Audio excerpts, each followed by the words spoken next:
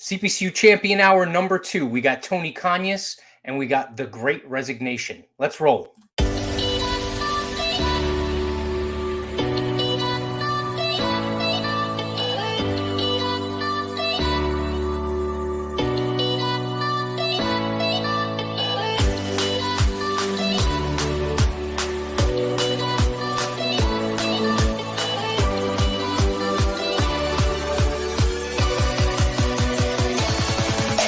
Here we go.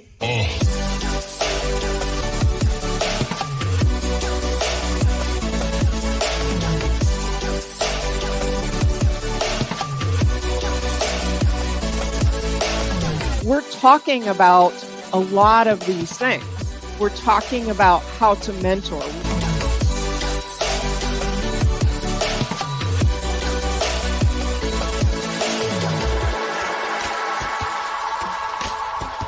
File that under only the best decisions are made after midnight. Right.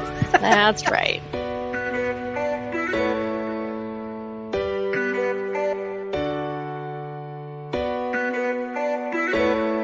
Your network is your net worth. Connect with someone.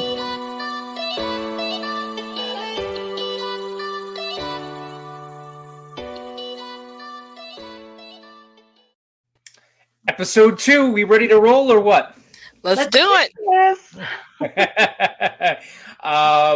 This is a awesome kind of event here. This is number 2 here, and we have our first guest. So we're going to continue to tick off all of these firsts with the new program. But yeah, just for people who are unfamiliar with the program, this is CPCU Champion Hour. We are officially a production of the CPCU Society, as well as the Institutes and its the Society volunteers that make this happen. So super happy to have everyone. I will post a reminder for everyone to like, comment, subscribe, and share. We are not live like we did with the old programs, but we will still get back to your comments. And as you'll see, you'll have an opportunity to interact with us via the comments later on. So it is cold in New Jersey. Are you two? Do you still have summer going on down there, Precious, or is it winter yet for you? Summer has left the building. It is drizzly. It is cool. So we have fall mode in full effect here in Texas. All right. Well, at least you're not 100 degrees and ridiculousness like you have to deal with. How's it out in the Midwest there, Heather? I'm wearing the sweater. It's sweater weather. I guess you could say. Are you a pumpkin spice gang person or what? Oh no, I'm not a pumpkin spice girl. But What? I am totally team pumpkin spice. No, the Midwest chill is definitely here. The orange and the red and all the fall colors have came in. The leaves are falling everywhere, and yeah, it's there's some cool nights. There was frost on my windshield this morning. Ooh. So wow. Yep, we had a freeze warning for about 3 minutes. It was the most interesting warning email I've ever gotten in my entire life. But I was worried for that 3 minutes. I haven't turned off the water to the outside pipes just yet. So, but that being said, we are in fall finally. Happy Halloween to anyone that we didn't get to say Happy Halloween to last week and with the last episode. But I think we're going to get right into it here. So. Our first segment, as usual, is Heather with the Insurance News Minute.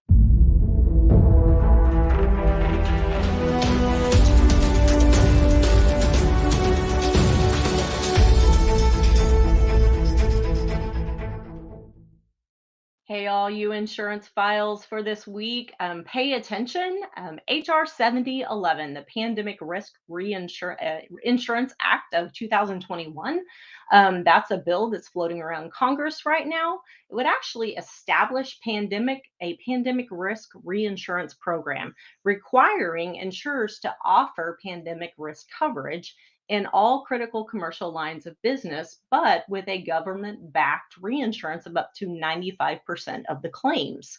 including those business interruption and specialty lines, such as event cancellation, those types of things that happened during the pandemic last year. Pay close attention to this, keep your fingertips on it. A great piece of news for this week, and also a turning point in our industry, especially considering all of the litigation that has happened in the past year around those business interruption type lawsuits that have been out there. So I know that Bill Wilson would definitely appreciate me talking about that, because he has covered that multiple times in his insurance commentary column. The other big news of this week as well is, woohoo! The CPCU Society has launched their brand new website. It is awesome. It is cool. You're going to see your friends out there on this particular site.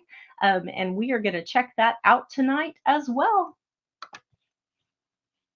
So that's interesting that you bring up the website, because I believe I had to immediately renew my membership, which was which is a fun introduction to the brand new website.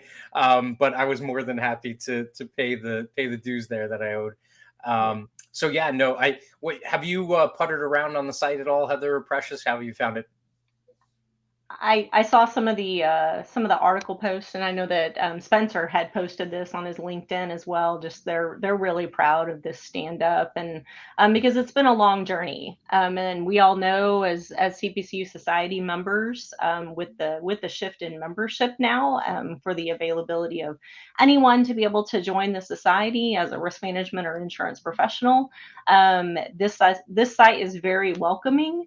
I love the design of it. I love the fact that they've included so many great pictures from all of our cool events that we have with the CPCU Society as well. And as I said, you'll see your friends out there, so hop out there and take a look. What did you think, Precious? Yeah, I agree. I saw the graphics and, like I said, the pictures from the events. You're like, wait a minute, that's not clip art. I know that person. That's a real human. No, and I love I think the way that they explained the different membership options now and how it's been opened up. So whether you are a CPCU, whether you're, still in pursuit, and that's pursuit, we don't have that requirement anymore of having so many, classes or exams under your belt. I think there's an academic option. There's basically I'm getting all the verbiage messed up, I'm sure, but the post-career, I think is what they called it, kind of the retiree option. So no, I just love how, again, it has a little snippet where it resonates like, okay, this is where I belong. But the point is, we all belong. There's a place for all. So I'm super excited about this. Yeah. And Heather, you brought up that's a whopper of something to watch. Definitely a pandemic, basically an analog to TRIA, I guess, is what they're kind of architecting it from. So that's interesting to see how that works. Seeing as how with COVID, I think most of the only places that you could look were alternative risk finance vehicles in a lot of cases for, especially business interruption coverage. So it's definitely going to be something to watch.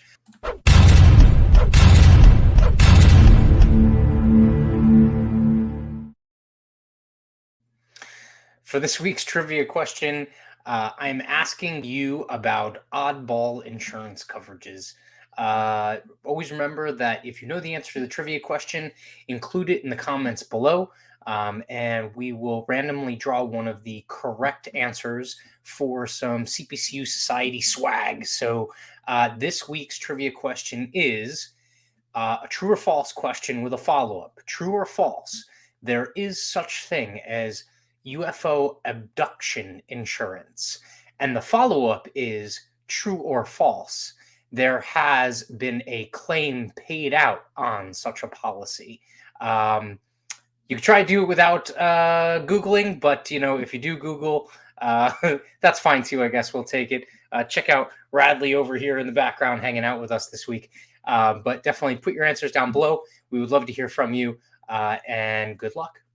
We have in the flesh the man, the myth, the legend, I believe the chief motivational officer of the Insurance Nerds, Mr. Tony Canas. And so he is officially our first non-host champion profile. So here we go.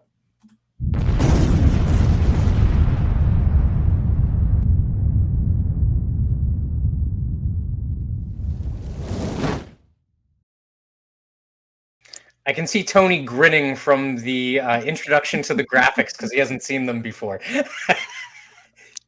Oh, we got you muted.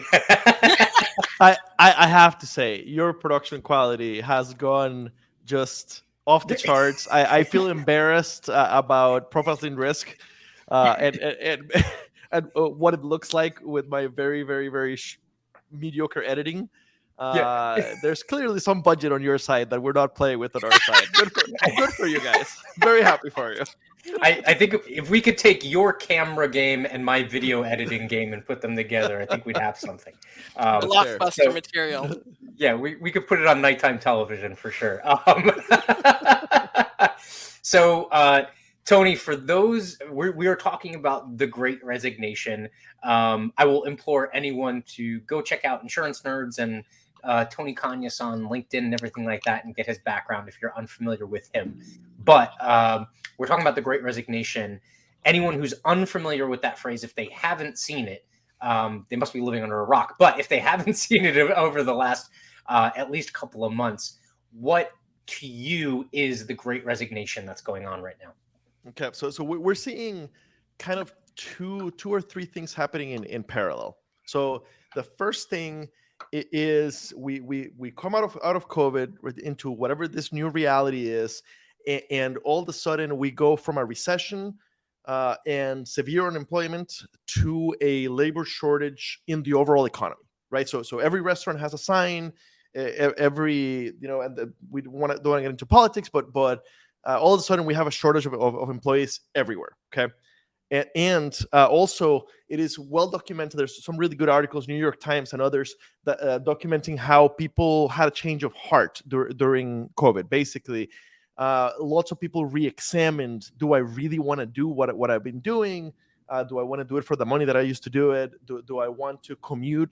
I've met people who commute 3 or 4 hours to work, like very high level leaders in the Northeast within our industry, or who. Here in Atlanta, there are people who have an apartment, insurance leaders who have an apartment in Midtown because the office is here, and the family lives in Cummings, an hour north, and they only see them on the weekends, right? So a lot of people rethinking those things. Also, travel.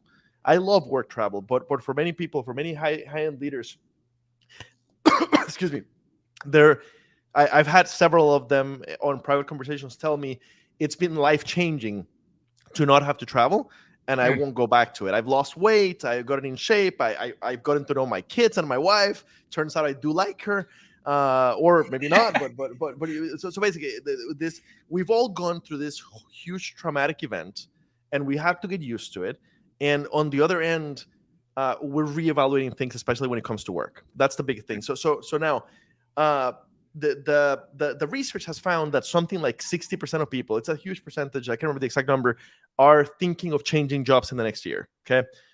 So that's why we're calling it the Great Resignation. Now, within insurance, we're not, at least at Jacobson and an insurance nurse, we're not calling it the Great Resignation because we're not seeing a lot of people leave the industry. We're seeing a lot of people retire more than expected, and that's going to hit us big, or that is hitting us big. But what we are seeing is lots of people who, left the city where they lived and moved to back where they were, where they grew up, and they're not willing to go back, right? And they're taking an approach of, you let me keep working from home, or I find another job. People that have been at this company for a long time, right? We're seeing a lot of that. We're seeing a lot of long-time insurance leaders go to insurtechs. Partially because they want something new, partially because they want the flexibility that maybe the carrier that they used to be at is trying to move away from giving them, kind of thing. So we're seeing an incredible amount of moving around within the industry, and the labor shortage will eventually get fixed for the overall economy. Right, I would guess, I'm not an economist, but I would guess that 6 months, a year from now, we won't have every restaurant with signs on the windows. Things will stabilize. Within insurance, this is not going away. It might loosen a little bit, but the reality is we're not in this situation in insurance because of COVID. COVID pushed us forward, but we're here because we haven't invested in talent the way that we should have, at least since 2009. So that's I hope that answered your question. Yeah, no, very effectively. It is such an odd time to be living through. I'm lucky. Like, I will come at this conversation from someone who's not exactly having to directly be affected by it, because I'm not in some kind of like hiring phase of the business that I'm in. We have some odds and ends jobs that are happening here or there, but the gig economy is still working for the at least for the most part from what I've seen. So that doesn't really directly affect me. I don't know, like on your end, Heather, have you seen kind of the effects of this new, I don't know if I want to call it kind of like economic dynamic, or it's kind of like this blending of economic and cultural dynamic that's happening. Yeah, I think I'd call attention to what Tony said. People's expectations have changed during this whole time. That what they value, what they found important in their life has really shifted. And that's especially true on the carrier side as well.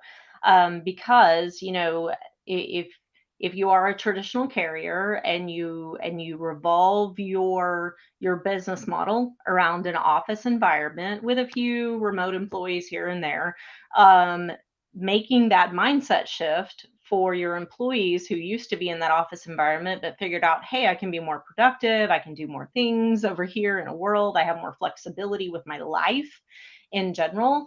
People value that differently today, especially in the time of, we people have lost loved ones, people have lost family members, people have dealt with great emotional trauma during the pandemic, and they've recognized that what's really important to them personally has shifted in the past 18 or 19 months.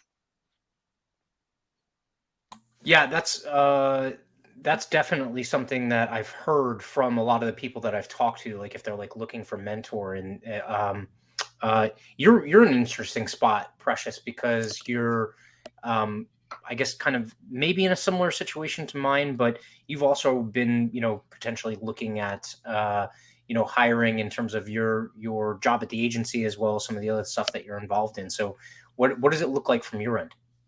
Yeah, I think that everything that was said is really spot on to what I've been experiencing personally and what I've been reading and following.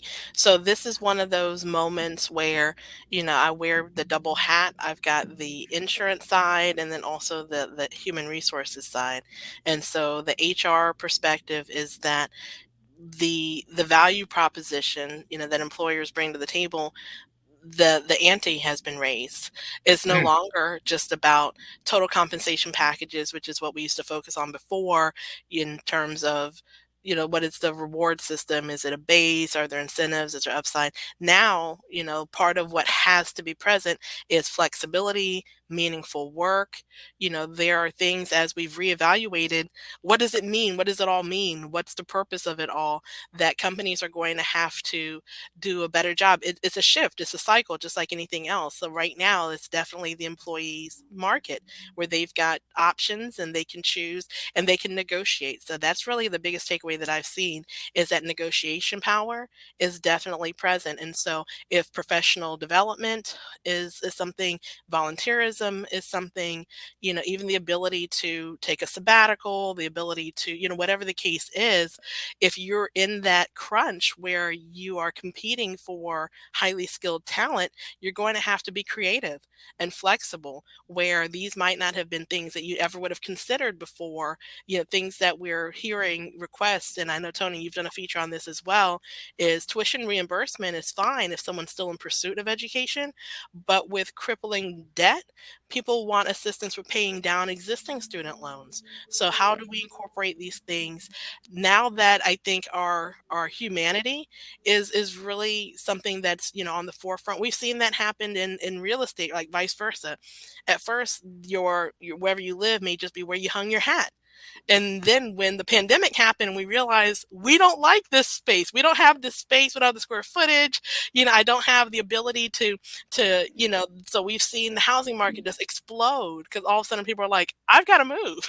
This isn't going to work long term.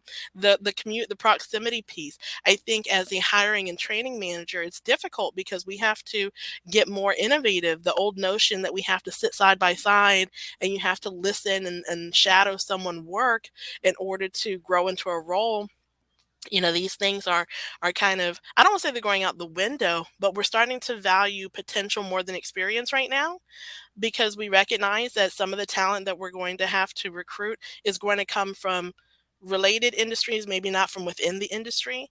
So to be able to make that attractive to your finance folks, and again, there's a lot of different skill sets that transcend your specific vertical. So I think that this is a time where employers are going to have to really get creative, because the pension is not going to be the end all be all anymore, because that's just not, if you can't survive today, you're not going to make it to retirement. So that's been my experience anyhow. And I love that article that talks about there's a difference between hybrid and flexible. Just because Yes. you're saying, oh, you got to Yeah. come in a day or two. What if I want to move completely out of the metro area? What if I already did? Yes. Right? Then there's that. No. Yes. This is a real question that Yeah. the carriers and agencies are dealing with. You mentioned student loan reimbursement. I want to take just a second to mention that. So number one, I want to brag, because I can document how Insurance Nerds brought this idea into insurance, but I had nothing to do with actually implementing it. And several carriers now have it. Just to name a few, Society Insurance was the first. Everest, my beloved Everest, has it. Unum, USA, and Travelers. So given those two, USA and Travelers, it's right now it's a competitive advantage. Very soon here, it's going to be table stakes, because it's already hit some of the large carriers. And then the other thing is the retirements. On a normal year, 2017, 2018, 2019, the overall economy was seeing between 1.1 and 1.3 million boomers retiring per year. Boomers were overrepresented in our industry by 30% compared to the average industry. And last year, we had 3 million boomers retire. So Wow. we don't know yet what the effect will be in insurance, but anecdotally, it's gigantic. Absolutely gigantic. And then one last thing. By the way, it's really weird when you let me take the whole screen and I don't see you guys' reaction. So I like the fact that people can see just me, but I don't like not being able to see your reaction. Anyway, one more factor. I don't know if I've said this out loud. At least not. I've said it out loud, but I don't know if I've said it in a recording. But my girlfriend and I are both starting our doctorates in business administration. She started hers this year. I'm starting mine next year, but I'm doing the readings and stuff, and basically auditing the program. And one of the things that I've learned is that it turns out a lot of the academic research on retention and turnover in the business world is based on what is called job embeddedness. So job embeddedness is basically how embedded are you in your team, how embedded are you in your company, but also a huge piece of it is how embedded are you in your community. It turns out if you're very embedded in your community, in your church, in your kids' school, etc., you're very unlikely to change jobs because you don't want to move, right? And that's out the window now, right? So we don't know what this is going to look like. What we can tell you is we're playing a new game. And not only that, one final thing, and again, I don't want to get political, but if you look at the chart, there's been a disconnect between productivity and income from about 1980. Okay, and the majority of the gains in productivity, 90+%, have gone to the owners of capital, not to labor, meaning to us, right? Not to us. So no hiring manager or senior executive today has ever lived or managed through an economy like the one we're in today, because the talent holds the power much more so than they have during the last 40 years. Yeah. So let that sink in. Well, at least in our industry. The tectonic shift, and this is what makes this topic so interesting, is it cuts across so many different verticals in not just like your work or your personal life, but like across all of them, right? I mean, immediately, and this could be like an entire series if we wanted to turn it into one, but immediately, Precious, when you mention, pensions and benefits and things like that, you've already seen some of the tech movement. And I don't know if this was anticipated or if it's just like convenient that it's happening, but think like, again, we don't get paid any, advertising fees or anything like that. So, this is completely an unaffiliated, mention, or it's not an endorsement of their product. But there are things out there like Acorns that are providing people the ability to save for retirement on an automated process, on an automated basis like never before, right? So a lot of people aren't necessarily, especially young people, aren't necessarily beholden to a pension, nor do they want one, because I think there's also a change in the mindset of whether or not those golden handcuffs would keep you stuck in a position that you would rather have the job mobility on, right? You have other things like, even when it comes down to 401k plans, there's now like robo advisors and things like that a lot of millennials, Gen Z, and younger will have access to just on their smartphone to be able to deposit money and have it automated, be actively managed in terms of their retirement. I am not a paid financial advisor, so this is not financial advice, but just that dynamic. And then the other dynamics that y'all are talking about in terms of like embeddedness, it's also going to be really interesting to see how it hashes out with people that took this opportunity to move, whether it be something that they had been thinking about for a long time. We've had elevated real estate prices that enticed a lot of people to sell just because their house was ridiculously valued. We've had a lot of people who move for political reasons or for work-life balance reasons. And so all of that, it's going to be interesting to see how that hashes out, because to your point, Tony, like they may have had job embeddedness in, their life 1.0. What does that look like in 2.0, right? Is their church connectivity going to be, virtual church, or is it just a new church in a new locale, and that's now, a change in that kind of behavior? You mentioned pensions, and I think the pension side is very interesting, because I would bet there's not a 25-year-old in our industry that has a full pension, right? Mm-hmm. Some companies still have pensions in our industry, some do, but only if you're grandfathered in, right? Anybody getting hired in the last 5 years didn't, right? Heather, we won't mention the company, but she works for a company that has a great pension if you started 15 years ago. But if you started 5 years ago, you're not grandfathered to the same pension. And the problem is that pensions are great retention devices. My old UA at Liberty, who could have been an underwriter herself and never got the promotion, I always told her, Becky, why haven't you left to become an underwriter somewhere else? Because you're 100% qualified for it. You run my desk. Now, don't leave while I'm still here, right? Give me a few years. And her answer was, I would never make up what I would lose on the pension in the 5 years left I have of work. She just retired last year. So pensions are amazing retention devices. 401ks are not. They're meant to be portable, right? Mm-hmm. So and basically, we haven't seen the effect. So again, we can go to Heather's employer, right? They have not yet realized what the effect will be on retention on the people that have 401ks, not pensions, because they just haven't been doing that for that long. And I guarantee you, it's going to be way different retention. Yeah, no, that makes sense. That makes a lot of sense. All right, let me throw it out for lightning round or toss up. What would you all say is one of the things that employers should be focused on to try and one, attract and or two, retain employees in this new environment that we're going through, and then into the future? Number one in my book is 100% remote. I don't mean close your office. Keep the office open. Let them come in if they want to, and get really, really, really good at recruiting, retaining, engaging, training remotely.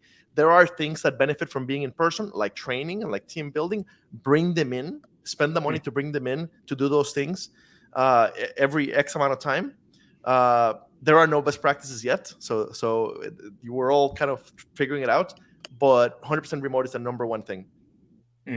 That's interesting. The aspect of using kind of like more event-based enticement to bring people together, as opposed to just the like, well, it's your job. You're supposed to be here 9 to 5 and do your daily stuff, like next to another person who's just doing their daily stuff. And they're like, such a even if you think about it now, like it's such a foreign idea.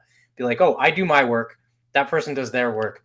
We sit next to each other. We both drive 45 minutes to get to the place to do that. Like it's such a weird, kind of concept now that you think about it. Sorry, I cut you guys off. Heather, Precious. Yeah, I was going to say, and this one just strikes a huge chord with me. Do not ignore the impacts of the Great Resignation on those who are not resigning from your company right now. They are experiencing like huge burnout levels because they're choosing to stay. And, for whatever reason that they're choosing to stay, they're committed to you at that time. If you ignore the impacts of lesser staff and the inability to be able to keep up with workloads, especially in your production environments and your front-facing claims environments and the mass chaos that happens in those, you are only going to create a secondary whiplash effect to your resignations that are happening. You're going to have disloyal employees who are going to stay in the organization, maybe because of pensions, maybe because of whatever reasons that they want to stay. They're embedded in a community. They have their life built there.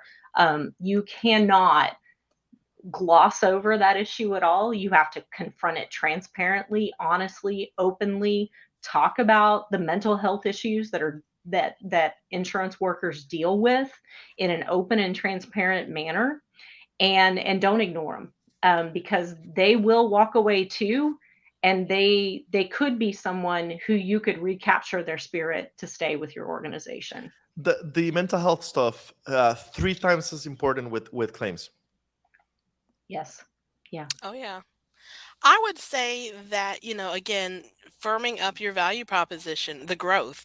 And so the message has got to be, I think gone are the days we can all agree where people expected and hoped to stay in one employer for the duration of their career. And so the exchange has got to be, in essence, help us grow and we'll help you grow. While you're here, I'm going to give you a skill set that when you are ready to go, because inevitably you will be, and that's okay too. But when you leave, you should leave in a better position than you came. And so that is the bonus in being here. And then while you're here, you're going to contribute. And we recognize not necessarily that it's just purely transactional, but that it has to be mutually beneficial. It can't just be because this is the responsible thing to do.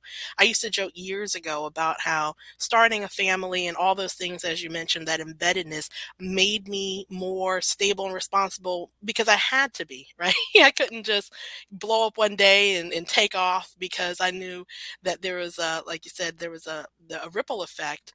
If it was just me, no kids, no responsibility, I could probably eat Cheerios for dinner a couple nights a week, and no one's going to complain to me about, Mom, why is our quality of life different? But when you think about the differences, the priorities, as we've touched on, that a lot of the younger generations that are now in the workforce are least likely to be property owners. So mortgages and home ownership isn't as big of a thing anymore. Least likely to marry, least likely to start children earlier in life, and so they have that detachability that even if they have to leave, and that was one of the phenomena that we're seeing with this Great Resignation, is it's not that we're shuffling and moving from one employer to another. People are leaving jobs with no jobs lined up. Which They're is leaving just because crazy. they're sick and tired of being where they Yeah. are, and they've decided. But guess what? If you don't have those economic pressures and all of those things to kind of conform and stick and stay, then you might have the flexibility to do that.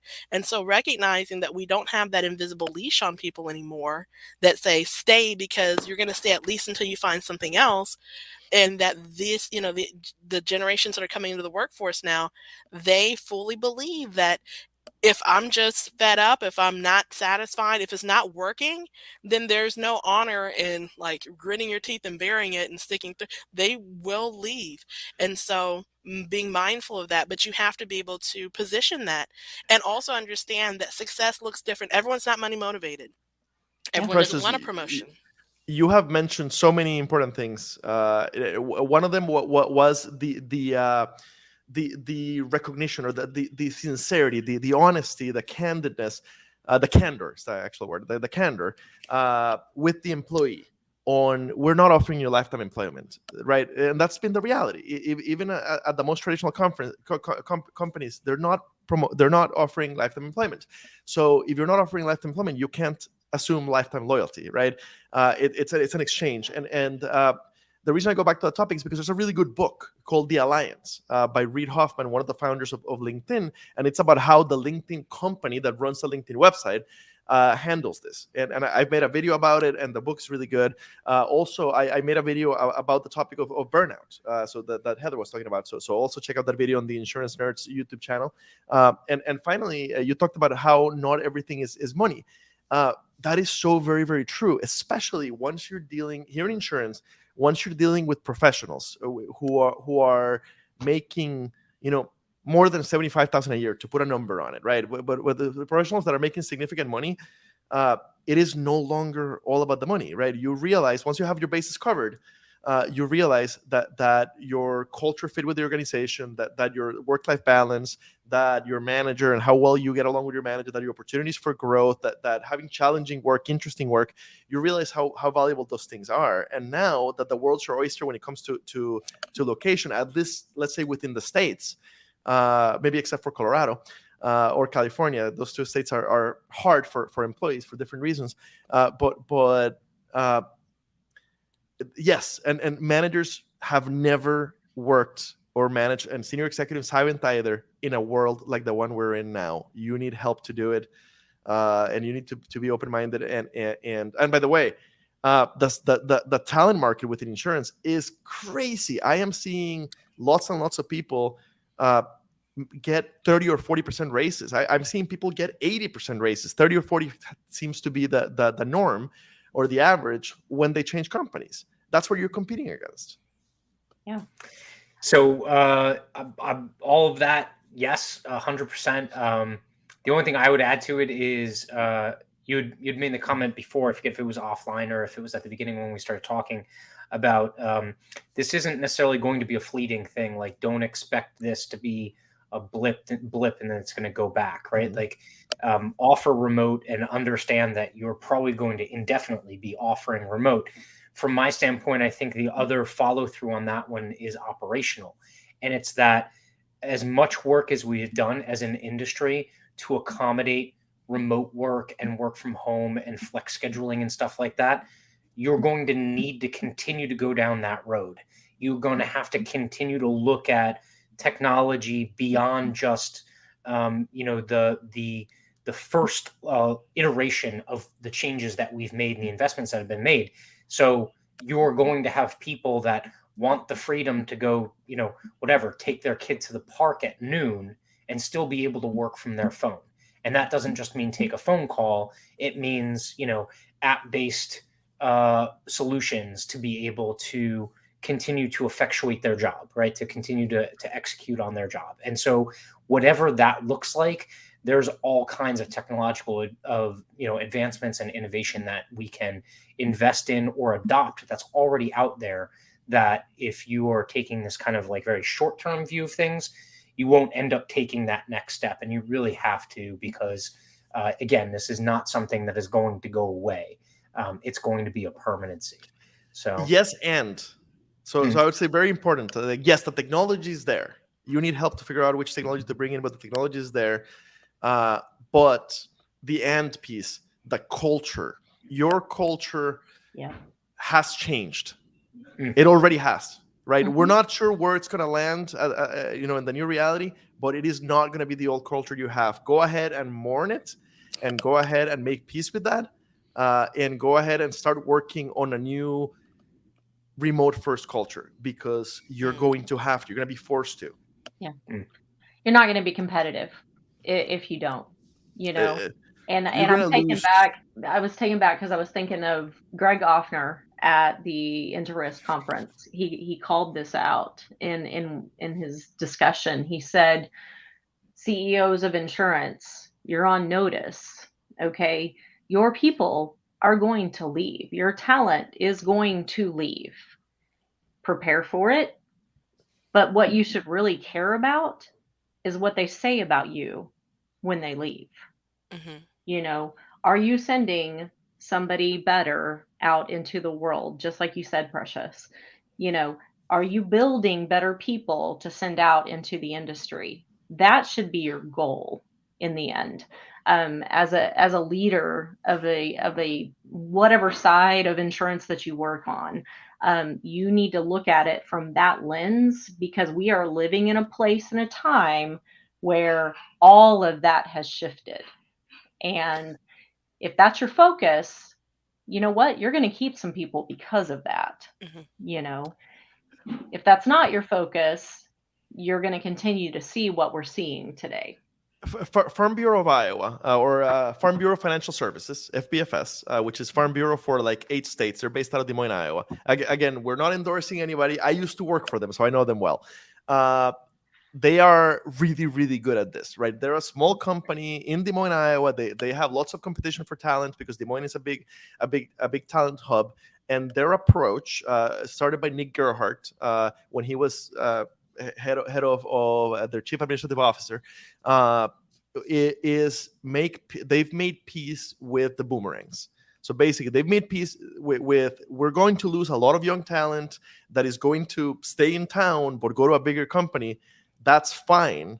The big thing is when they leave, I want to make sure that they love Farm Bureau of Iowa, because I want them to get the experience. And then once we do have a role for them, I want them to be thrilled to come back. And again, right, and I'm a great example. And I went through Farm Bureau of Iowa before Nick was there, but so they didn't have the like developed boomerang theory yet. But they definitely helped me fall in love with insurance and with Farm Bureau. I'd be happy to go back if my girlfriend was willing to live in Des Moines, or if they open up remote. And I have sent them a ton of people. Right, I'm a good example of how your former employees can be your ambassadors if you did right by them from their perspective, not from yours. Yeah. So I will also kind of throw out there that the culture piece, developing that reputation as a employer of choice. Why does someone want to come work for you? You know, all other things being equal, that's going to really the competitive advantage that's going to draw people in. And we can't have this conversation without at least introducing or thinking about the diversity, equity, inclusion aspect of this, that tapping into underutilized, talent pools that are not the traditional ones that we've always gone to is also going to be a source, a pipeline of talent to bring into the industry. And again, these communities, these particular candidates that you're seeking after, you're going to have to figure out a way to make sure that they understood that they're welcome, they're seen, they're invited, they're valued, that there's a place to grow, there's a place to excel, and setting that up too. So that's also going to be back to what we were saying before, the meaningful work. Beyond meaningful work from a desk level, knowing that you're part of a greater something that's doing good things is also paramount, because we're in an environment, not only is it employee driven right now, but there's so much transparency. You can go, Indeed has a star ranking, you can go to Glassdoor and see the history of why people, come and go. And so that brings up another point. Like I said, I have beef directly with Tony Canas about the exit interview. So I hopped on a post that he shared about giving that feedback. And so my angle to the exit interview is really more risk management, loss containment, because oftentimes the exit interview gives feedback to leadership on if there's a brewing EPL issue that's coming. So that's why we encourage it from an HR perspective. Find out why people are leaving, because if they're leaving and they're telling you things like, I'm leaving because I felt harassed, discriminated, whoa, red flags. We have a problem we need to get in front of. Yes. I'll send you an email to schedule a Prophecy in Risk episode about this, because I get it, and I wish we can get more companies to the point where participating openly in the exit interview as an employee that's leaving is not a bad idea. And you know what? I should probably add a correction to my video. Something serious, right? Harassment, something like that. Most definitely say it in the exit interview. What is a bad idea is like taking your axe to grind in the exit interview. So that's why the general advice is just don't do it, just don't, right? But no, we'll record a whole episode on it. Right. The exit interview for employers, and leadership, right? This is not the opportunity to change minds. Okay. Once we're to that point and they're already on the way out the door, this is not the environment for a counter offer. This is not the environment to make excuses for.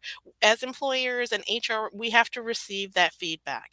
And then we have to do some evaluation, just like anything else. So I'm an avid online shopper and I love reviews. I love to see the quantitative reviews, the statistician and me actually go in and I look at, okay, so of this spread, how many of them fell into where, and what is the nature of the complaint. I do that even when I dine out. Sometimes it's just hilarious to me because I'll look at reviews on restaurants and what you're complaining about is the dish itself. Like you didn't know that's what it tastes like. That's not the restaurant's fault, right? And so I kind of toss out some of those. And so yes, the human nature is that we're going to complain louder than we congratulate. It's just how it works. Yeah. But, to the point that Heather made and the reminder that we received at Into Risk, being mindful of what people are saying about you is going to directly impact your ability to attract new talent. Because once you have tarnished, your reputation as an employer, that's really hard to overcome, even with money. In the carrier space, the very idea of the fact that you have an employer brand is kind of a modern idea or a breakthrough idea, right? Yes, in the going forward, like your employer brand is going to affect your financials. It's going to affect every aspect of your business.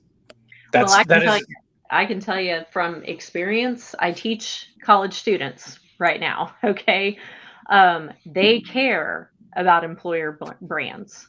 The generational workers that are going to be coming out of college here in the very near future, they very much, in fact, I polled them at the beginning of the class. I was like, so how many in this class actually use this survey platform to be able to figure out things about who you want to interact and do business with? Have you ever thought about that from the insurance lens and everything? And all of them were like, oh yeah, I'm not, I read all of these things to figure out where I'm going to go and what I'm going to do and how I'm going to interact with things. And they're like, and that's how I would make a decision as to where I want to go to work too. So that employer brand, it's gold. And I'll tell you what, not a single carrier, okay, I'm going to protect myself there. Almost not a single carrier has a good Glassdoor score. Yeah. No, it's that's definitely something where people talk a lot about personal, like social credit scores and stuff like that. I think you're going to see that social credit score of employers become an even bigger consideration, especially with a lot of the leverage that workers have now. So yeah, no, that's going to be a huge deal.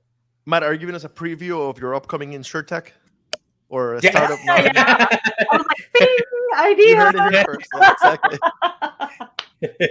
InsureMySocialCreditScore.com, .io or something. Yeah. All right. Well, look, we have two lighter questions. We technically have three for the guests that we're going to have on our show in the future. You kind of answered one already. So I think all of us are looking forward to the day that we can call you Dr. Canas, unironically. But so the first question is, what are you studying or reading? So I think we've hit that one. I read obsessively. Fiction? What are you reading fiction-wise? I read mostly nonfiction. And by the way, I have not read anything. I have not read as much during COVID as I did before. Apparently, I read mostly while traveling. But recently, I got back from all the conferences with a bunch of magazines. So that's what I was reading. And because of the doctoral program, I'm reading a lot of academic papers. And just a lot of interesting stuff that I find on LinkedIn because LinkedIn is boring at the beginning, but once you get a big network, LinkedIn is fascinating. And my 18,000 insurance connections produce and share a lot of content. So that's a lot of what I read. Okay. That's I got some work to do. I'll tell you that much. I think I'm still hovering at like 7 or 8, but the problem is I say yes to everyone, and then I get a LinkedIn message immediately asking me for something. I'm like, okay, nope, done with that one. But So let's see. The second of three is, do you have a shout out for someone who has been a champion in your life? It could be a mentor, it could be someone that you've worked with, or it could just be someone that you've seen indirectly or from a distance and seen the work that they've done and, think that they deserve some acknowledgement or a shout out for being a champion.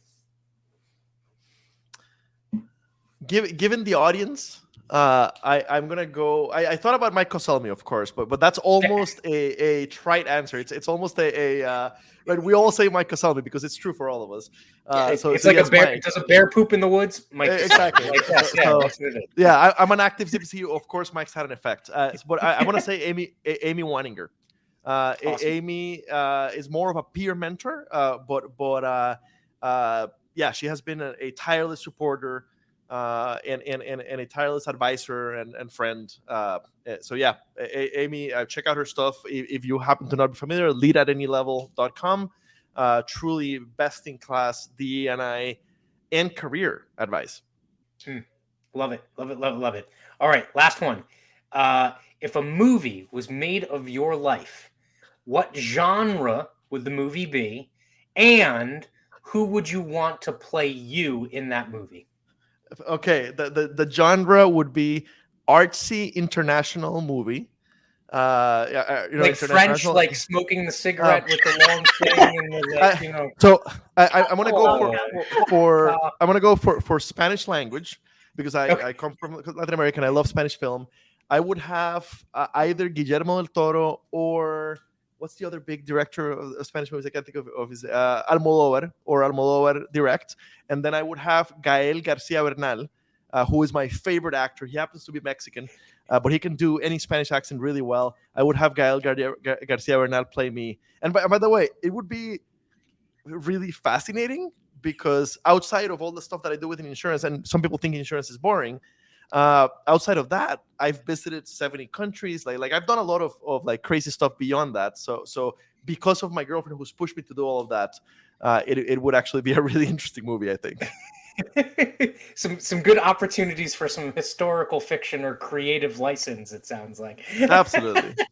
So you notice he not only had an actor, he had a director. In the script might or might not be halfway written.